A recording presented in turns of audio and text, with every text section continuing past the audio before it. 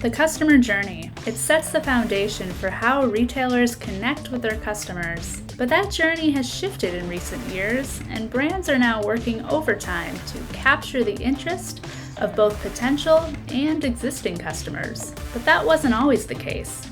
Customer journeys prior to, basically now, and even a little bit pre-pandemic as well, were a lot more existing in separate channels. There was this mall culture, there was very kind of social in-person shopping culture, and this idea of going to a bunch of different stores in one trip that were in one physical space. Back then, customers would walk into a store with a purpose, and they'd have a really specific item or items they were looking for, and they would rely on the knowledge of the salesperson to help educate them on what item to choose and how to make that decision, and even recommendations from that individual. But now, e-commerce and our mobile solutions have given us all the ability to just be more educated before we even walk in or before we shop online. So today's consumers are really people that have become amazingly sophisticated. They have access to almost unlimited amounts of information in the palm of their hands. They have access to platforms like Instagram, Twitter, and Facebook, where they can source opinions and recommendations in near real time on a worldwide basis.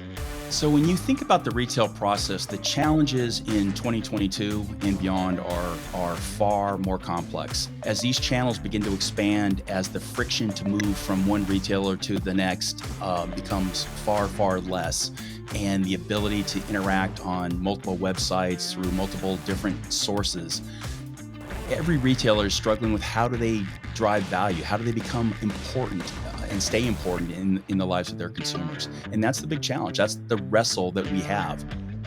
As the customer journey changes, brands are having to find new ways to market and advertise their products. Like them all, television and radio spots no longer reign supreme, and today's leading brands are shifting toward leveraging social media, email, and SMS to deliver personalized and hyper-targeted messaging directly into the palms of their audience.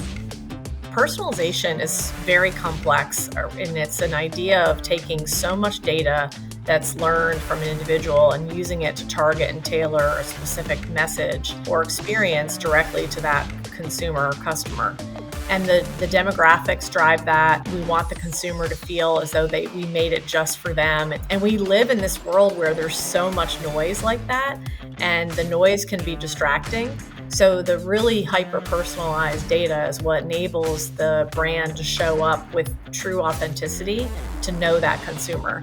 To create these personalized shopping experiences, brands must first capture the key data about their target market segment, as well as the individual data on customers they already have. But the challenge doesn't lie with capturing the data itself. Brands are collecting tons of second, first, and more increasingly, zero-party data. As it turns out, many brands are dealing with the challenge of having more data than they know what to do with.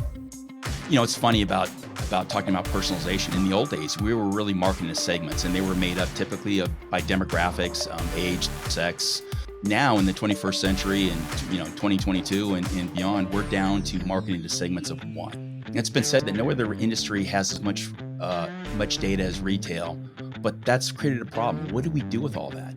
That's why we've seen the evolution of machine learning to be able to sift through these mountains of data and detect patterns that provide insights.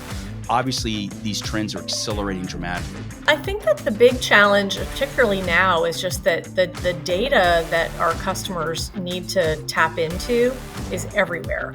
And the siloed data is really posing a big challenge because each individual brand or retailer needs to stitch together that data to really get a true 360-degree view of their customer. They need to provide a consistent and personalized experience, but the only way they can do that is to leverage all these different touch points and collect all that information across the different experiences. And being able to tap into that and personalize the interaction is really what drives that customer loyalty and increased retention. Because when we shop, we want that store associate to engage with us in a knowledgeable way where they know us and they're confident about their product or service and are able to communicate information about it. So what does it look like to effectively leverage data and implement personalization at scale? Here are some examples of how some of the world's leading retailers are earning customer loyalty through personalization. I really like Nike as a best practice example for personalization just because they serve content specifically designed for their most loyal customers on their app. They really have a full, robust understanding of what you're looking for and how you as a consumer want to and expect to interact with their brand. So they'll do things like exclusive product launches or different drops. They'll create very tailored content to that target audience that is just super brand loyal. I think they just have a really strong understanding of who their loyal target audience is. You know, when we think about retailers really doing a lot with data, my absolute favorite example is Ulta Beauty. That was a retailer that very aggressively invested in tech and really began to think about how to transform their business. I mean, it was a fairly straightforward cosmetics business, a little bit maybe staid, maybe not quite as edgy. And through a series of investments and transformational projects, they've really become an absolute leader when I think about retailers just pushing technology to its ultimate edge. What Ulta did was intuitively figure out if we had a good understanding of who our customers were and built a relationship with those people, we could begin to market services, we could begin to market products, we could sell to that particular group. And so their CRM records, 3 or 4 years ago were 25 million plus, if not more. And now I know for a fact that they're more. And so that's a retailer that built the expansion of their business on using data, but knowing that data represented customers and built a physical relationship with their customers. A great example of how Microsoft has been able to work with a retailer to implement these concepts of data capturing and customer insights in order to drive an increase in sales and personalization along the customer journey is with Walgreens. Walgreens Boots Alliance is a global company. They have a very complex environment where their consumers have so many choices around where they might get prescriptions filled, as an example. And as people have moved or relocate for any reason, they may move into a location where the closest pharmacy is a competitor.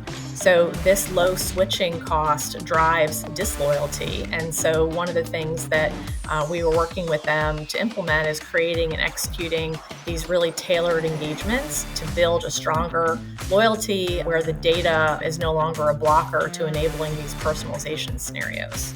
Through this, we're able to create this unified view of customer across all locations. And by doing this, we enrich the profile, the segmentation, and have the ability to create these real-time and personalized experiences across every digital touch point, whether you're in the store or remotely, down to the user. And it's presented in a way that's really relevant to them, whether that's through an SMS text message or some other push notification through a mobile application. When I think about a company like Walgreens, they collect great buyer information with every transaction. They're able to use that to predict future buying patterns. And so if you purchased, a set of products last year around a holiday, whether it's Mother's Day or a birthday, you can kind of clue in on the fact that they're going to want to prompt for those again, right? So there's some seasonality elements. You can look at a customer that bought a certain prescription. They might then need a follow-up with some over-the-counter medication to help support side effects or symptoms, or like cold and flu symptoms, for example. So you're able to tailor the messaging around future buying behavior based on past buying behavior. In today's hyper-connected world, it's become imperative that brands collect consumer data from every touchpoint and leverage it to capture the interest of new customers and engage loyal customers beyond the shopping experience. Whether through email, SMS promotions, apps, or other forms of interactive content, personalization is ever present in today's retail industry, and brands that embed it into their marketing strategies now are forging a path to the future of retail.